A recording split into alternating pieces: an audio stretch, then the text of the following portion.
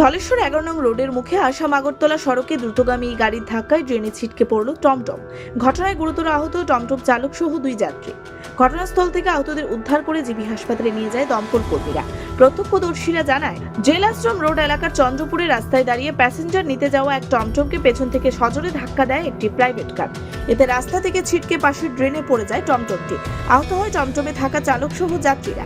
পরবর্তী সময় যে গাড়িটি ধাক্কা দেয় সেই গাড়িটির চালক ফায়ার সার্ভিসে খবর দিয়ে আহতদের হাসপাতালে নিয়ে যায় চিকিৎসার জন্য। ঘটনায় কিছুক্ষণের মধ্যে চাঞ্চল্য ছড়ায় সংশ্লিষ্ট এলাকায়।